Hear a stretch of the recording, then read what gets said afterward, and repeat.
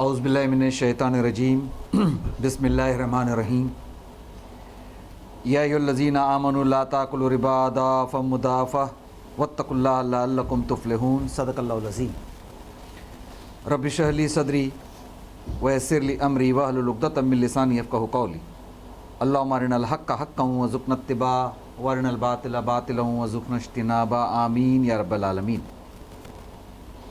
محترم حاضرین، سورہ آل عمران کا بہت بڑا حصہ غزوہ احد کے بعد نازل ہوا۔ غزوہ احد میں آپ لوگوں کو معلوم ہے کہ مسلمانوں کو تھوڑی سی وقتی طور پہ شکست ہوئی۔ اس کی کئی وجہ مفسرین نے بیان کیا ہے۔ ایک تو مدینہ سے 1000 کی تعداد نکلی تھی 3000 کا مقابلہ کرنے کے لیے، مگر جب جنگ کا موقع آیا تو 300 منافق اس مرحلے کو چھوڑ کے چلے گئے، تو بچے صرف 700 اور سامنے 3000 کا لشکر تھا۔ پہلے 1:3 کا ریشو تھا، بعد میں 1:4 کا ریشو ہو گیا،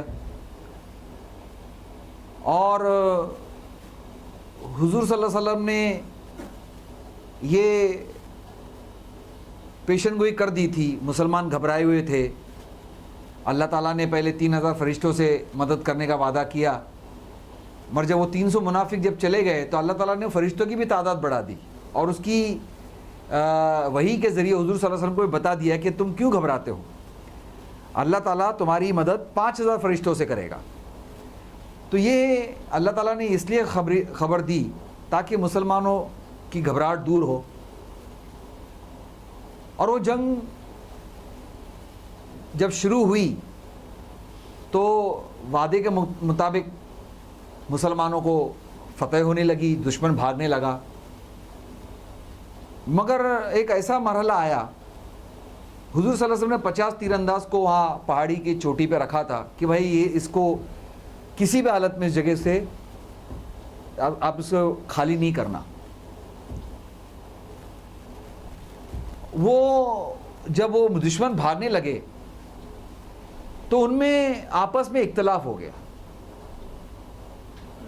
انہوں نے کہا کہ چلو چلو چلو ہم بھی مال غنیمت جمع کرنے میں لگ جاتے ہیں، دشمن بھاگ رہا ہے۔ ان کے امیر جو امیر مقرر کیے گئے تھے وہ ان کو روک رہے تھے کہ آپ یہاں جگہ نہ چھوڑ کے جائے، آپ حضور صلی اللہ علیہ وسلم نے منع کیا ہے۔ مگر انہوں نے کہا کہ وہ تو شکست کی حالت میں کہا تھا، ہم کو تو ابھی فتح ہو گئی ہے، چلو ہم بھی چلتے ہیں اور مال غنیمت جمع کرنا شروع کر دیتے ہیں۔ یہ خطا مسلمانوں سے ہوئی، صرف 12-15 لوگ رہ گئے تھے چوٹی پر۔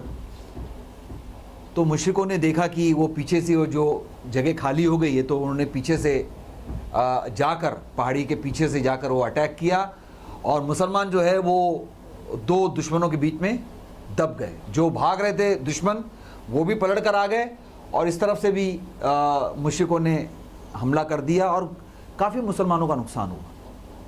مسلمانوں کو اور آپ صلی اللہ علیہ وسلم کو پہاڑی میں جا کے پناہ لینی پڑی، 70 صحابہ کرام اس میں شہید ہوئے، بہت نقصان ہوا اس میں۔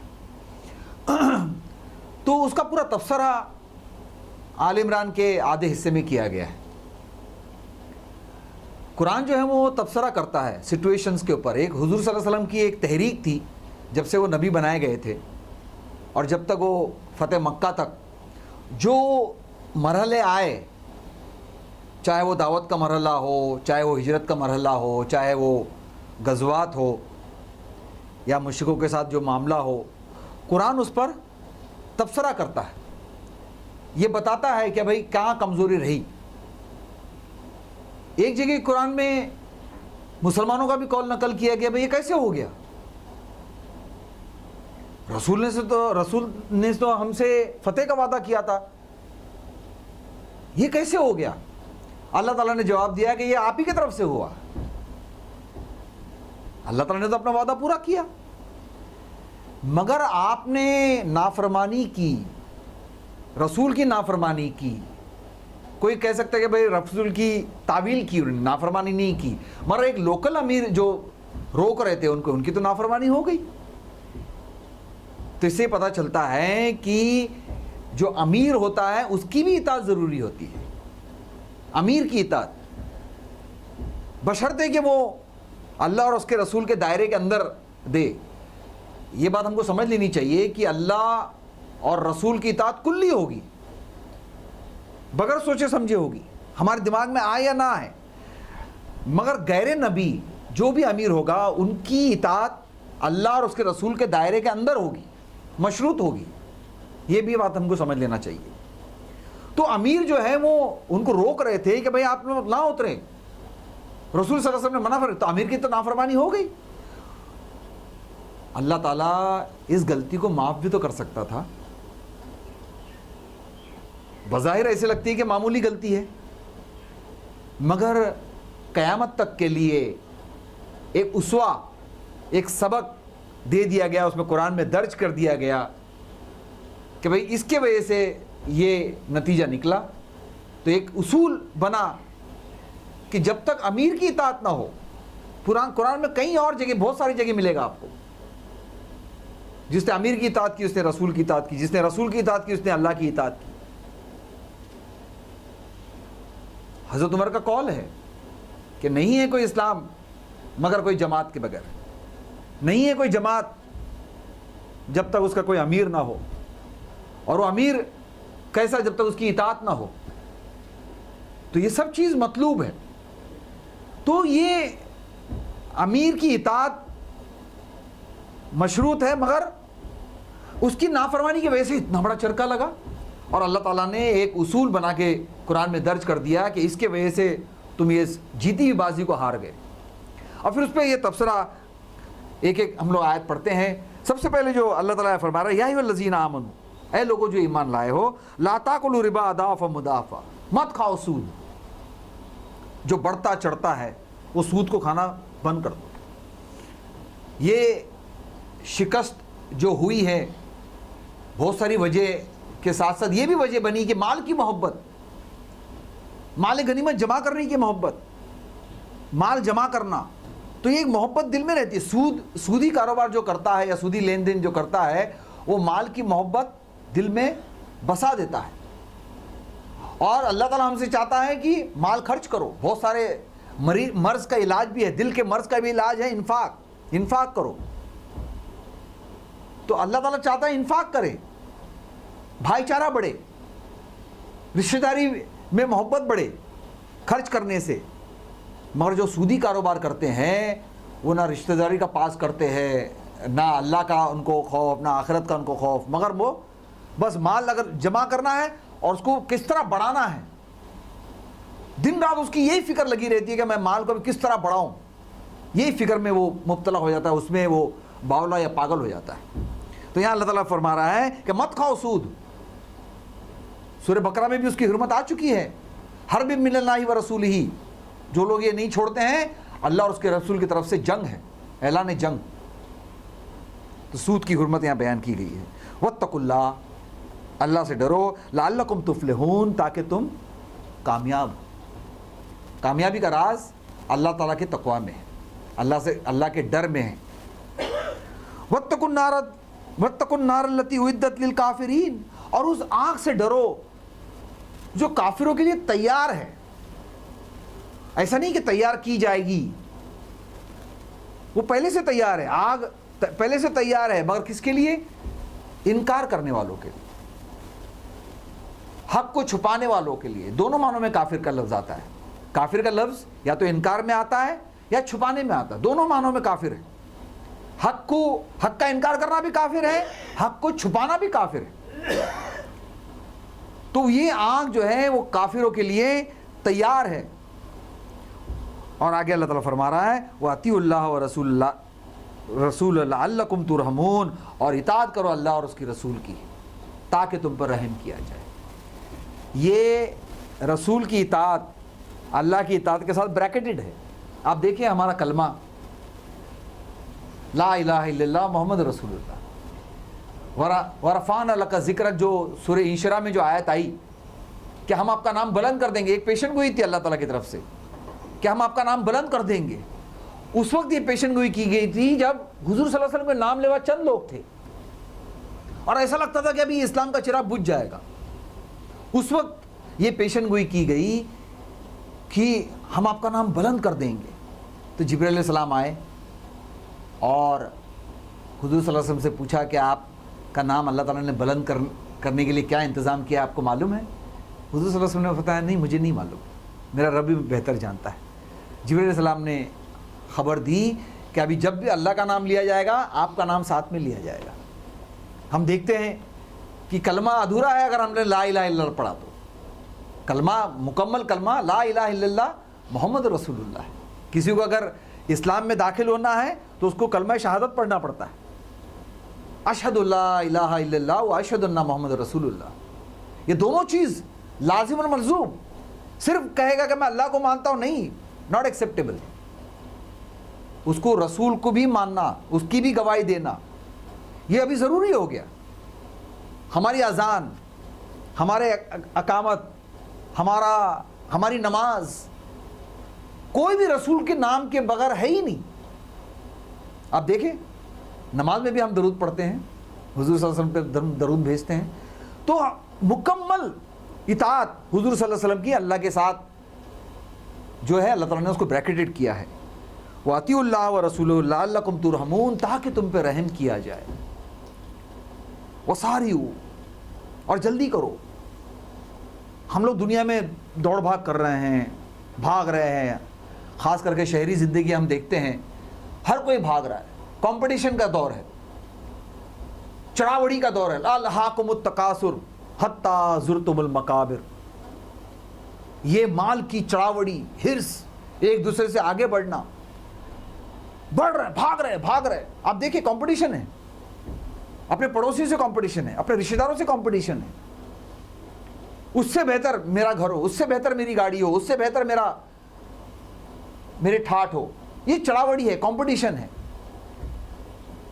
مگر اللہ تعالیٰ نے کیا کہا, آپ ایک دوسرے سے سبقت لے جاؤ. کس میں؟ نیکی میں, اللہ کے راہ میں.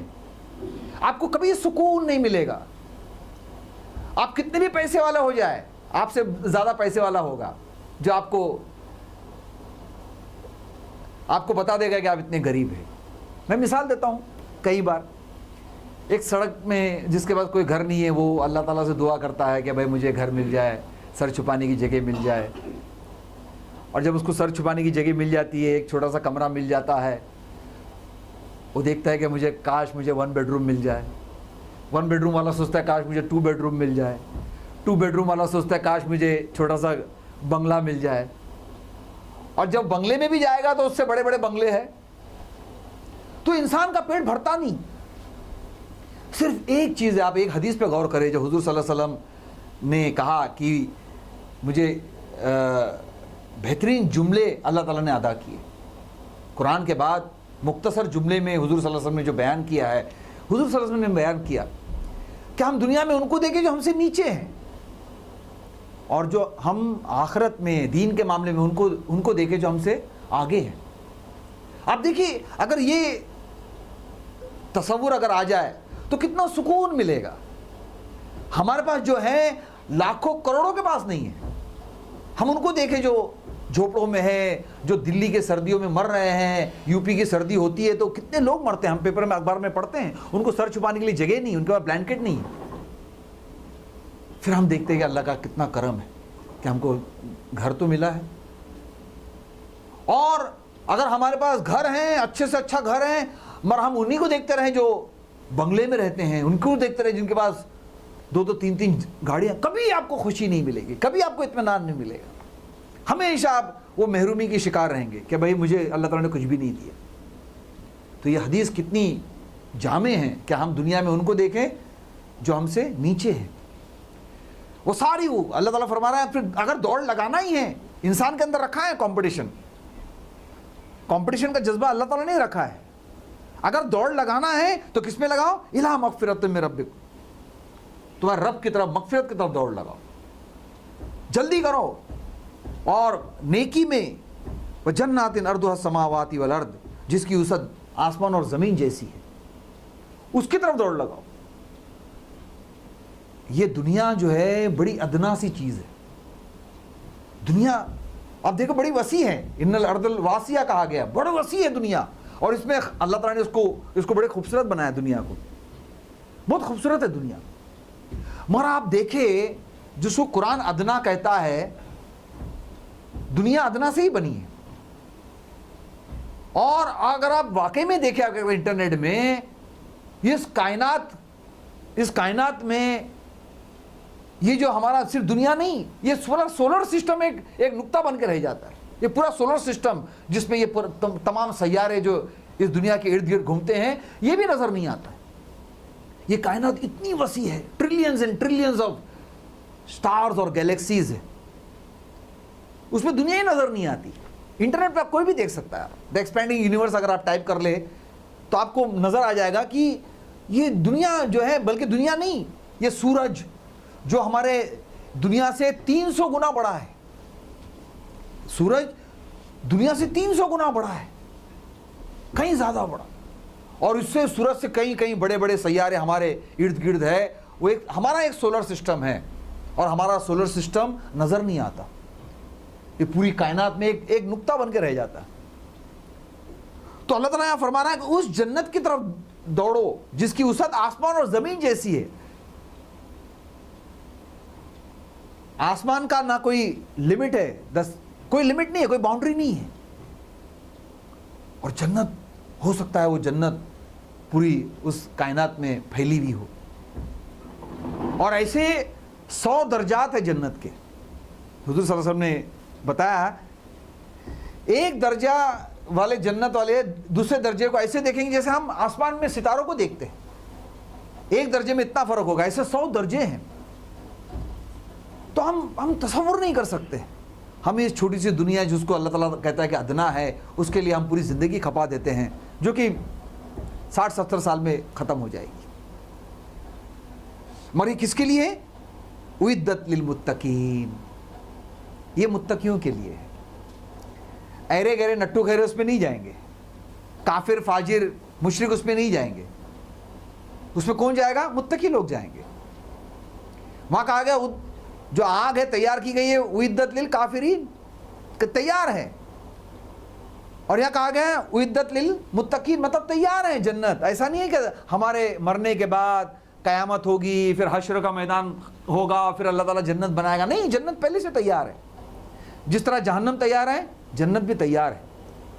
और वो किसके लिए है? मुत्तकियों के लिए है। अभी मुत्तकी की सिफत क्या है?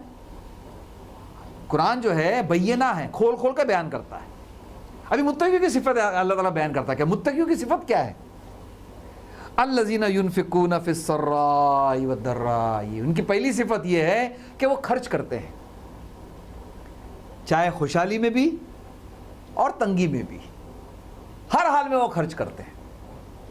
तो खर्च करना ये मुत्तकियों की पहली सिफत है। इन्फाक करना। इन्फाक के इतने फायदे हैं कि अगर दिल में रोग लग जाए, निफाक का अगर रोग लग जाए, अगर सूरह मुनाफिकून का अगर आप दूसरा हिस्सा पढ़े, दूसरा रुकू पढ़े, तो वहां निफाक का इलाज भी बताया गया। इन्फाक, आप इन्फाक करें। तो यहां सिफत बयान की है कि खुशहाली में और तंगी में वो हमेशा खर्च करते रहते हैं। वल काज़िमीनल गैज़, और अपने गुस्से को पी जाते हैं।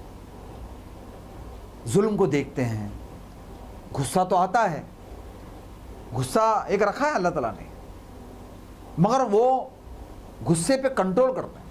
हुजूर सल्लल्लाहु अलैहि वसल्लम ने फरमाया कि पहलवान, असल पहलवान वो नहीं है जो किसी को कुश्ती में लथाड़ दे। असल पहलवान वो है जो गुस्से को, जब गुस्सा आ जाए तो उस पर कंट्रोल हो। असल पहलवान वो है।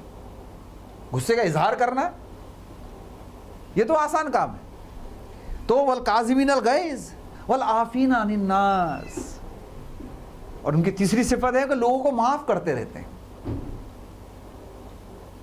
लोगों को माफ कर देना बहुत दिल गुर्दे का काम है। किसी ने आपके साथ जुल्म किया है, किसी ने आपको गाली दी है, किसी ने आपके हक तलफी की है, और आप उसको माफ कर दें, बहुत जिगर की जरूरत है। तो वो लोगों को माफ करते रहते हैं। वल्लाहु युहिब्बुल मोहसिनीन, और یہ احسان کا درجہ ہے. ایک تو قرآن ہم کو قصاص کا حکم دیتا ہے, خون کا بدلہ خون, کان کا بدلہ کان, ناک کا بدلہ ناک, یہ تو قصاص ہے. ایک ہے عدل کرنا, ایک ہے اس سے بھی اوپر کی چیز احسان کرنا. تو اللہ تعالیٰ ایسے محسنوں سے محبت کرتا ہے, احسان کرنا. ایک ہے کہ بھئی اسلام میں ہے کہ بھئی ایک مزدور ہے, اس کا پسینہ سوکھنے کے پہلے پہلے اس کو آپ دے دیں, اس کا پسینہ سوکھنے کے پہلے پہلے اس کا جو ٹھہرایا ہوا ہے وہ دے دیں. مگر آپ نے اس کو الگ سے اور دے دیا بخشش جو اس کا حق نہیں ہے, مگر اس نے کیا, آپ نے کیا کیا, اس پر احسان کیا. تو اللہ تعالیٰ ایسے احسان کرنے والوں کو پسند کرتا ہے. والذین اذا فعلوا فاحشہ, اور وہ جب ان سے کوئی فحش کام ہو جائے, او ظلموا انفسہم, یا وہ اپنے نفس پر ظلم کر بیٹھتے ہیں. انسان جو ہے وہ انسان ہے, نہ وہ شیطان ہے نہ فرشتہ ہے. انسان نہ فرشتہ ہے نہ شیطان ہے. مگر جب انسان اچھے عمل کرتا ہے, اللہ کا تقوی اختیار کرتا ہے, تو فرشتوں سے بھی آگے بڑھ جاتا ہے. مگر جب وہ برائی پہ اترتا ہے, ظلم پر اترتا ہے, تو شیطان کو بھی پیچھے چھوڑ جاتا ہے, نچلوں سے بھی نچلا ہو جاتا ہے, اسفلا سافلین میں سے بن جاتا ہے. تو انسان کا یہ اللہ تعالیٰ نے یہ قوت دی انسان کو, اگر بڑھنا چاہے تو بہت آگے تک بڑھ سکتا ہے. جبرائیل علیہ السلام کے ساتھ حضور صلی اللہ علیہ وسلم کا معراج کا سفر آپ کو معلوم ہے نا. جبرائیل علیہ السلام آئے اور براق پہ حضور صلی اللہ علیہ وسلم کو معراج پہ لے کر گئے. مگر ایک حد تھی جہاں تک جبرائیل علیہ السلام جا سکتے تھے, سدرۃ المنتہا, اس کے آگے وہ نہیں جا سکتے تھے. جبرائیل علیہ السلام نے کہا کہ اس کے آگے میں اگر گیا تو میرے سارے پر جل جائیں گے. اس کے بعد سدرۃ المنتہا سے حضور صلی اللہ علیہ وسلم نے سفر اپنا اکیلا کیا. تو یہ انسان کا مقام ہے کہ وہ فرشتوں سے بھی افضل ہو سکتا ہے اگر وہ اللہ کے بتائے ہوئے راستے پہ چلتا ہے, ورنہ جانوروں سے بدتر ہو جاتا ہے. تو اگر وہ اپنے اوپر ظلم کر بیٹھتا ہے, یہ بھی ایک اچھی اصطلاح ہے کہ جب وہ کوئی بڑے سے بڑا بھی گناہ کرے, بڑے سے بڑا ظلم کرے, وہ اللہ کا تو کچھ بگاڑتا نہیں.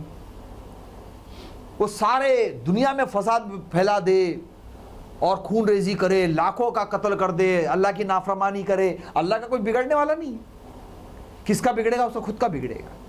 تو یہاں کہا گیا ہے او ظلموا انفسہم, اگر اس نے اپنے آپ پر ظلم کیا, اگر کوئی گناہ کرتا ہے تو اللہ تعالیٰ نے یہ اصطلاح دی ہے کہ وہ اپنے آپ پہ ظلم کرتا ہے. وہ ذکر اللہ, متقی شخص کو اللہ یاد آ جاتا ہے.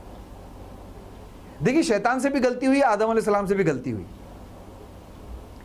شیطان سے خطا ہو گیا اور وہ اڑ گیا.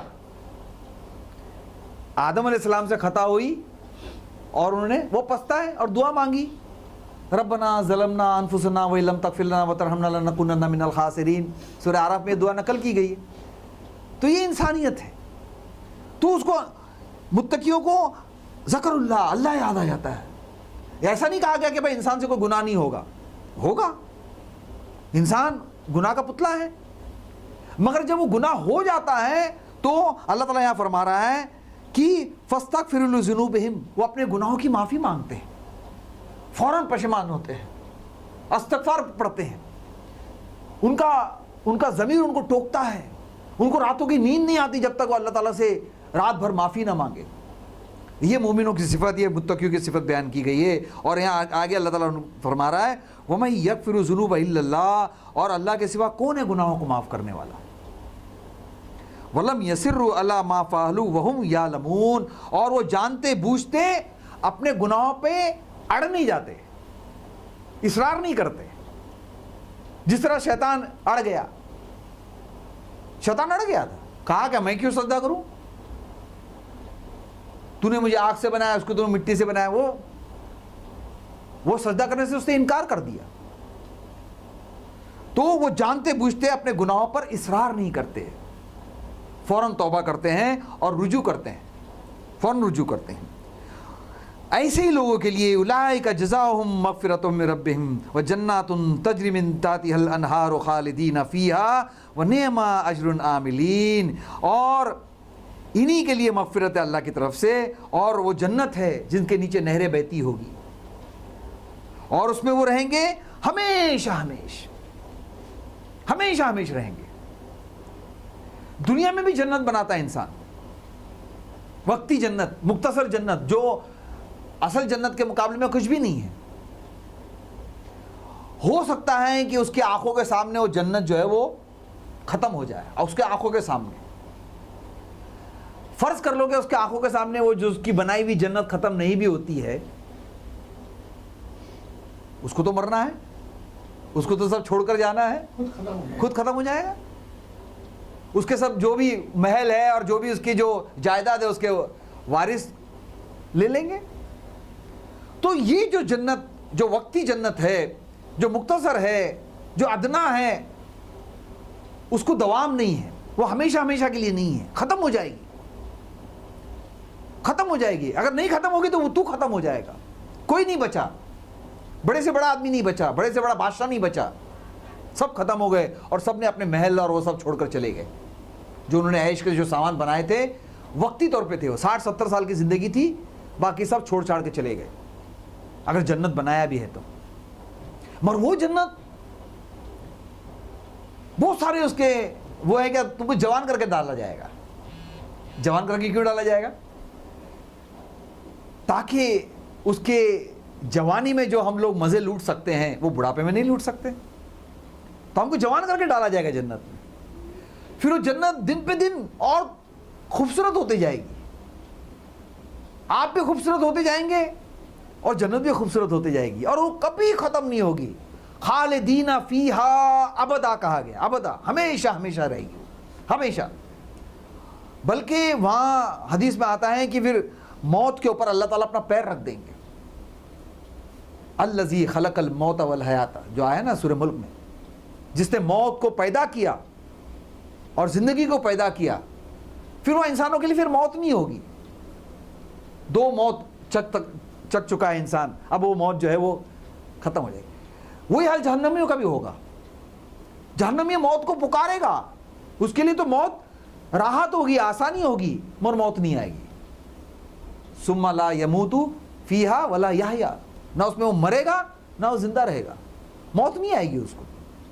تو موت جو ہے وہ یہاں ہی ہے، اس کے بعد جب اللہ تعالیٰ پھر سے جب زندہ کرے گا پھر موت نہیں آئے گی، تو وہاں ہمیشہ ہمیشہ رہے گا۔ مگر کس کے لیے؟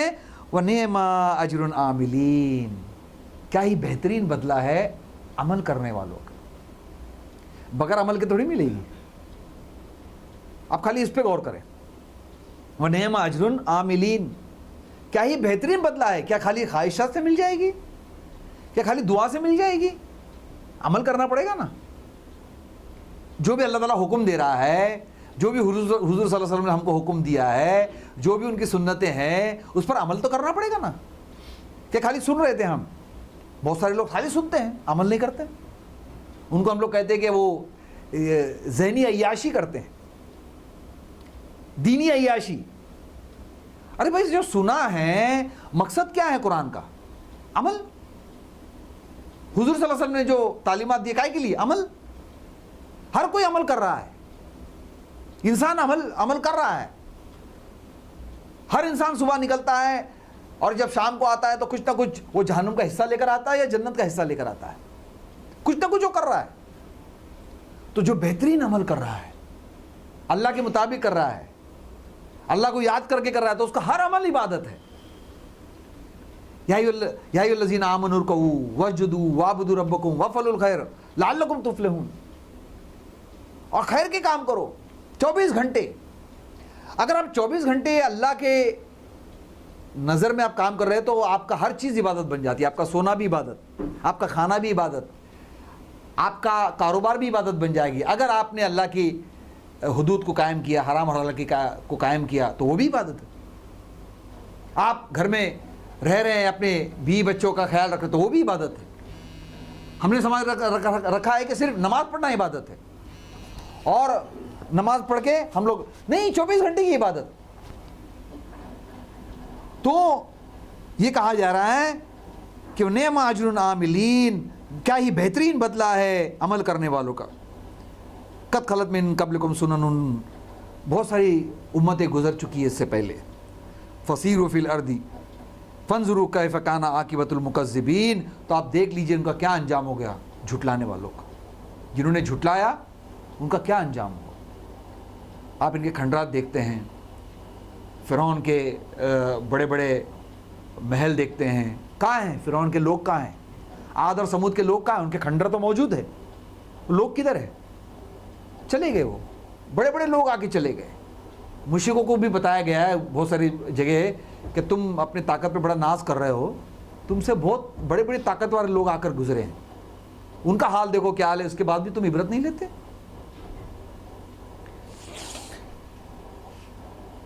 ھذا بیان للناس، یہ ہے بیان لوگوں کے لیے. ھدی للناس ہے یہ. ھذا بیان للناس ھدی و موعظۃ للمتقین، یہ ایک بیان سب کے لیے ہے. مگر ہدایت کون اس سے لے گا؟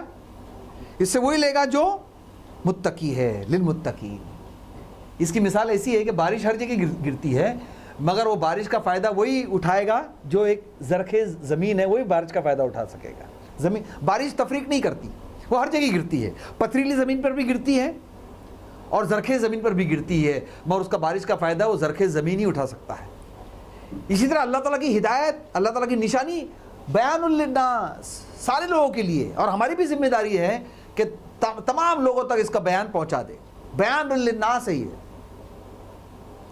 ھدی و رحمۃ للمتقین، مگر موعظۃ للمتقین، مگر یہ ہدایت ہے اور شفا ہے کس کے لیے؟ متقیوں کے لیے. اس سے فائدہ وہی اٹھائیں گے جن میں یہ صفت ہے.